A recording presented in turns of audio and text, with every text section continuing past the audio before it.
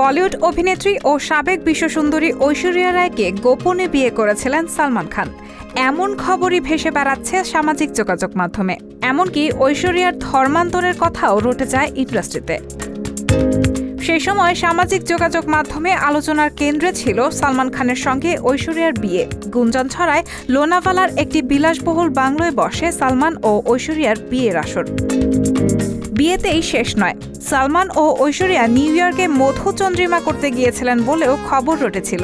তবে এই ঘটনাগুলোর সত্যতা কখনো প্রকাশ্যে আসেনি। গুঞ্জন হিসেবেই থেকে গেছে তাদের বিয়ের খবর। এর আগে এক সাক্ষাৎকারে এ বিষয়ে ঐশ্বরিয়াকে প্রশ্ন করা হলে তিনি সবটাই মিথ্যে বলে দাবি করেছিলেন। ঐশ্বরিয়া বলেছিলেন তিনি বিয়ে করলে গোটা ইন্ডাস্ট্রি জানতে পারবে। বিয়েটা হলে গোটা ইন্ডাস্ট্রির কাছে কি খবর থাকতো না?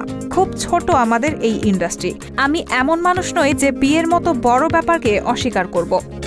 তিনি আরও বলেন, বিয়ে হলে গোটা দুনিয়াকে গর্বের সঙ্গে আমার বরের সঙ্গে পরিচয় করাতাম। তাছাড়া বিয়ে করার সময় কোথায়? এ গুজবগুলো সত্যিই হাস্যকর। উল্লেখ্য, একসময় এই দুই তারকার সম্পর্ক ছিল বলিউডে আলোচনার কেন্দ্রে।